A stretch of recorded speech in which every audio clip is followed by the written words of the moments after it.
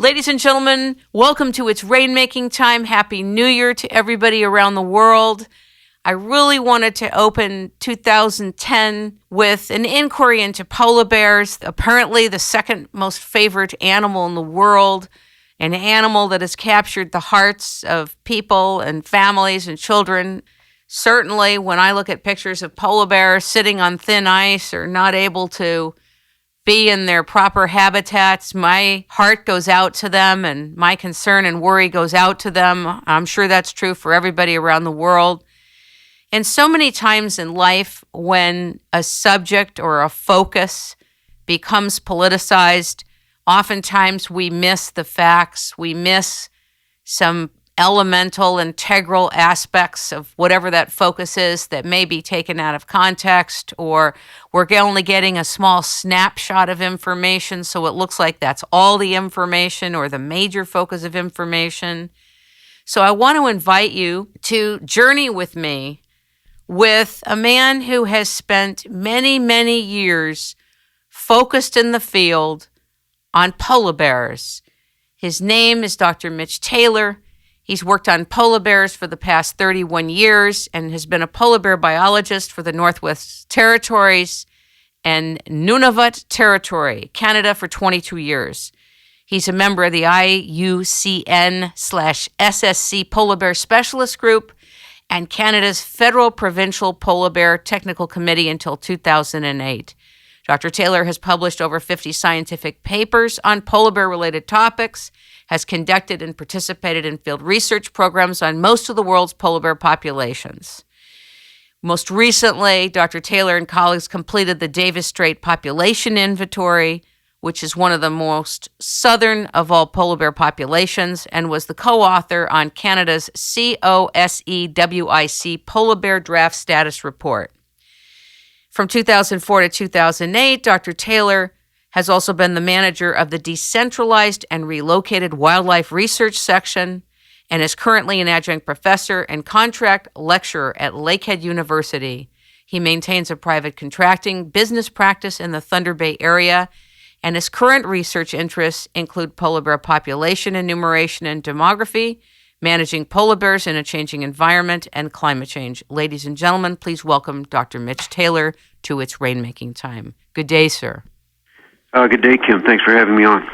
You have quite a controversial reputation, and we cannot leave the elephant that's in the room as if it's not in the room. What is the controversy about regarding your studies and what it is that you've talked about? And maybe we can get that out of the way so that then we can really talk about the most important part of your work, which is on polar bears. Well, sea ice has declined over the last 30 years in the Arctic, and the IPCC has published a number of things indicating that they feel that the reason for the warming trend and the sea ice decline that has been observed is anthropogenic carbon dioxide accumulation in the atmosphere. So greenhouse warming has been accepted by most of my colleagues as the cause of sea ice declines, and because the carbon dioxide is forecast to continue to accumulate and the warming from that is progressive, they're quite concerned about polar bear populations throughout the Arctic basin because they feel that this warming trend will cause continued erosion and deterioration of the sea ice habitat and have first nutritional, then demographic impacts on polar bear populations throughout the basin. So I, on the other hand, do not feel that the evidence for anthropogenic global warming is all that convincing. I'm certainly not denying that there was a warming trend in the 80s and 90s, nor am I denying that the sea ice has generally declined from historical levels in the previous century. But when I look at the arguments that are presented for how that occurs, and especially the last 10 years of data, which shows that globally at least warming was first arrested and now the Earth has cooled since 2003, I start to wonder if the cause is perhaps not more natural, and if it is natural, maybe less likely to be progressive. And so I think there's more room for optimism regarding polar bear populations. Yeah, I did not know that the sea ice was melting literally. I really, like some other people out there, thought that maybe it was taken out of context. So let's talk about the sea ice, since this is where the action is. Is it melting? And if it is melting and has been melting, what do you think it's from? Well, the sea ice has basically, there's a distinct seasonality to the Arctic. It's freezes in the winter and melts in the summer. That's nothing new. But the degree of melting and the onset of freezing is kind of what's changed.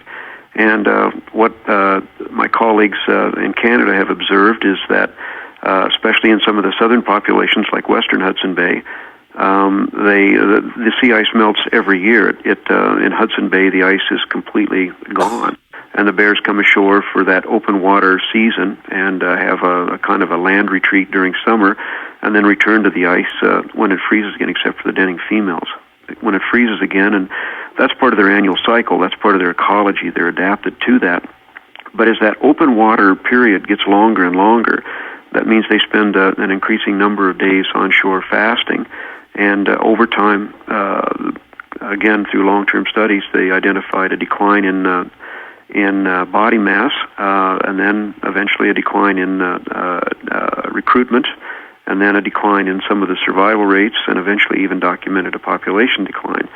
And while I could probably quarrel with my colleagues about some of the aspects of that study, I think the evidence is pretty strong that that's actually occurred. So, at the same time, not exactly concurrently, but over time, colleagues in Alaska with USGS program there have seen, especially sea ice in the Beaufort Sea, especially in the last decade, retreat a lot in the summer, and the sea ice has declined even through the spring months to the point where they had difficulty conducting research programs that used to be fairly routine, simply because the ice was so broken and so far offshore.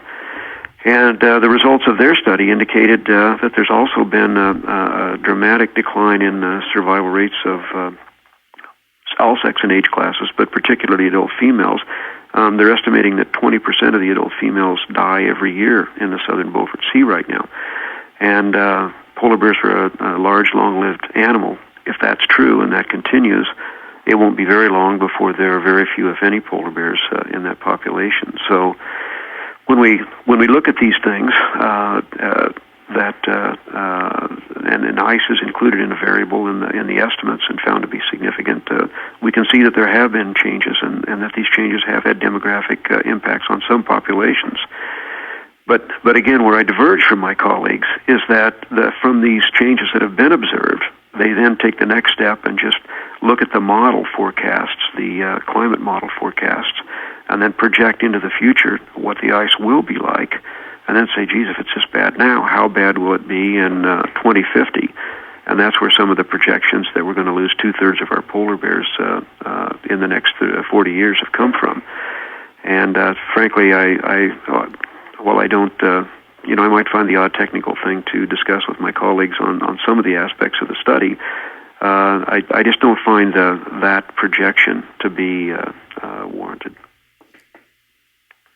In some articles on the internet that have written about you, some people have said, you don't have the right to speak because you're not a climatologist. What do you know about global warming?